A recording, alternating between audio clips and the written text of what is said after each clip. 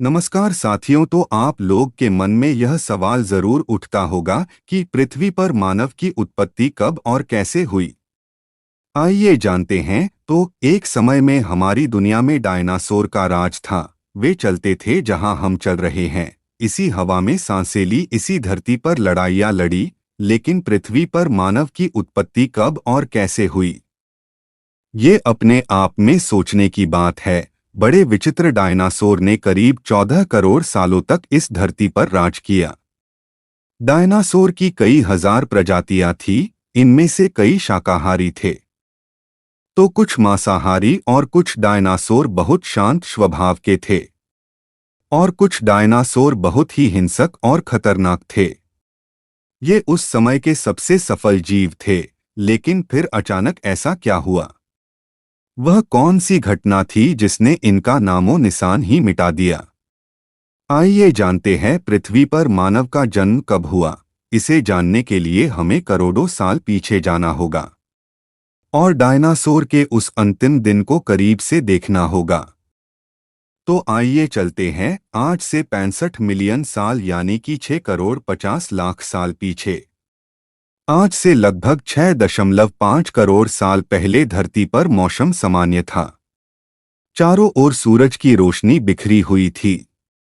लंबे लंबे पेड़ों से टकराती समुद्र की ठंडी हवाएं और चारों तरफ डायनासोर के चिल्लाने चिढ़ाने की आवाजें। जब ये आराम से धरती पर अपना जीवन बिता रहे थे, तब 10 करोड़ साल पहले ही इनकी किस्मत लिखी जा चुकी थी। 10 करोड़ साल पहले एक छोटा एस्ट्रॉयड का टुकड़ा जो दूर अंतरिक्ष से आ रहा था, वह पृथ्वी से लगभग 20 करोड़ मील दूर मंगल और बृहस्पति के बीच क्षुद्र बेल्ट में घूम रहे एक बड़े एस्ट्रॉयड से जा टकराता है। इस टकराव से उस बड़े एस्ट्रॉयड की दिशा बदल जाती है और वह क्षुद्र ग्रह बेल्ट से निकलकर सीधे पृथ्वी की ओर 22,000 मील प्रति घंटे की रफ्तार से बढ़ने लगता है। जब ये एस्ट्रॉयड पृथ्वी से 3,84,000 किलोमीटर की दूरी पर था, तब शायद धरती से डायनासोर का अंत न होता। यदि यह एस्ट्रॉयड पृथ्वी के उपग्रह चांद से टकराता, लेकिन नियति को कुछ और ही मंजूर था। इसलिए यह बड़ा एस्ट्रॉयड चांद के बहुत नजदीक से गुजर गया। 40 किलोमीटर के व्यास वाला ये ट्रिलियन मैट्रिक टन का ये एस्ट्रॉयड प्रत्येक सेकंड के साथ साथ पृथ्वी के तरफ बढ़ता जा रहा था। ये एस्ट्रॉयड जब पृथ्वी के वातावरण के संपर्क में आया तो इसकी रफ्तार एकाएक 70,000 किलोमीटर प्रति घंटा हो गई। पृथ्वी के वायुमंडल में घुसते ही घर्षण की वजह से यह एक भयानक आग के गोले में बदल गया। ये इतनी रफ्तार से धरती की ओर बढ़ रहा था कि सिर्फ 4 मिनट में इसने अटलांटिक ओशियन को पार कर लिया। इसमें चमक इतनी अधिक थी कि पृथ्वी पर टकराने से पहले ही हजारों जीव आग के इस दहकते गोले को देखकर पूरी तरह अंधे हो चुके थे। ये जीव उस उल्का को देख नहीं पा रहे थे, लेकिन वह उसकी भयानक गर्मी को महसूस कर रहे थे। कुछ ही क्षण में ये एस्ट्रॉयड सीखों की खाड़ी के पास जमीन से टकराता है और लगभग यह 35,000 डिग्री सेल्सियस ऊंचा वाला एक भयंकर विस्फोट होता है। इस टकराव का विस्फोट लगभग 10 हाइड्रोजन बम के विस्फोट के बराबर था। ये विस्फोट इतना शक्तिशाली था कि इसके टकराते ही धरती की लाखों टन धातु अंतरिक्ष में चली गई। टकराने वाली जगह पर 180 किलोमीटर चौड़ा 20 किलोमीटर गहरा गड्ढा बन गया। विस्फोट के कारण इस गड्ढे का सारा मेटल और पत्थर आसमान में धूल के बड़े बादल में बदल गए। 16 मिनट 40 सेकंड बाद जमीनी टकराव की वजह से धरती के अंदर चारों ओर 12 तीव्रता की भूकंपीय तरंगें उठने लगी। इस वजह से समुद्र में विशालकाय लहरों का निर्माण हुआ और एक के बाद एक सुनामी के लहरें चारों तरफ बढ़ने लगी। भूकंपीय तरंगों ने सभी सक्रिय ज्वालामुखियों को दहका दिया, जिसके कारण जगह जगह डायनासोर का विनाश शुरू हो गया। धरती के महाविनाश की प्रक्रिया आरंभ हो चुकी थी।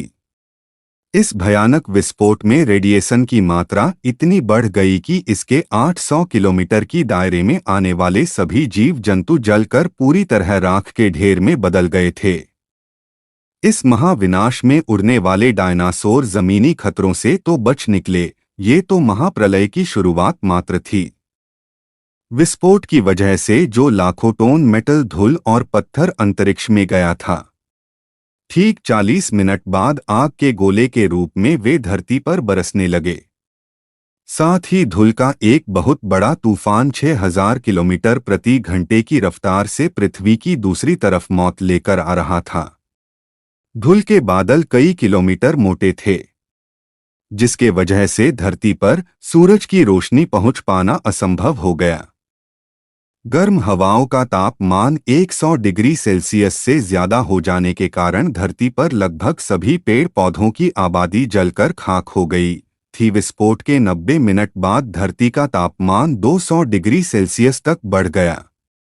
इसकी वजह से जो डायनासोर विस्फोट के इलाके से कोसों मील दूर थे, वे इस गर्मी से बच नहीं पाए। इस महाप्रलय से लगभग कुल 90% प्रजाति धरती से खत्म हो गई थी और जो 10% जीव धरती पर बच गए थे, उसमें सिर्फ वही जीव जिंदा रह सके जिसका वजन 30 किलोग्राम से कम था। इसका कारण ये थे कि उस महाप्रलय में लाखों की संख्या में जीव मारे जा चुके थे और पेड़ पौधों की सारी आबादी भी जलकर राख हो गई थी, जिसके चलते यहाँ जो बड़े और विशालकाय जीव बच गए थे, उन्हें भरपूर मात्रा में खाना पीना न मिल सका। ये महाप्रलय किसी अन्य जीव के लिए फायदेमंद साबित होने वाला था। धरती पर डायनासोर का अंत एक छोटी प्रजाति के लिए एक सुनहरा अवसर लेकर आया, और वह प्रजाति थी मैमल्स की। मैमल्स क्या थे, कैसे बच गए महाप्रलय से? आज से करीब 40 लाख साल पहले अफ्रीका के पूर्वी इलाके में एक नए पर्वत श्रृंखला का निर्माण हुआ, ईस्ट अफ्रीकन रिफ्ट वैली। ये पर्वत यहाँ आने वाले मौसमी हवाओं के लिए एक अवरोध बन गई थी और इस वजह से यहाँ के जंगलों में बारिश आनी बंद हो गई।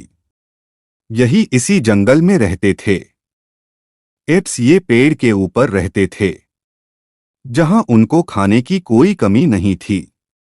इस वजह से ये हमेशा पेड़ों पर ही रहते थे। लेकिन अब यहाँ समय के साथ साथ सूखा पड़ने लगा। बिना बारिश के जंगल पूरी तरह साफ हो गए। एप्स के लिए खाने की समस्या उत्पन्न हो गई। खाने की तलाश में इन्होंने ने पेड़ों से उतरने का निर्णय लिया। जो थे ये हमारे पूर्वज थे, जिन्होंने बहुत बड़ा निर्णय लिया था। इनका दिमाग एक संतरे जितना बड़ा था और आकार में 4 फीट लंबे होते थे। कई हजार सालों के विकास करने के बाद हमारे पूर्वज अब 2 पैरों पर चलने लगे। इससे ऊर्जा कम खर्च होती थी और ये चलते हुए भी खा सकते थे। अब इनका दिमाग भी तेजी से बढ़ रहा था। ये धीरे धीरे होशियार बन रहे थे। समय के साथ साथ विकास की प्रक्रिया चलती रही। हमारे पूर्वज धीरे धीरे विकसित होने लगे और इनका दिमाग भी धीरे धीरे बड़ा होने लगा। समय के साथ साथ इन्होंने पत्थरों से हथियार बनाना सीख लिया।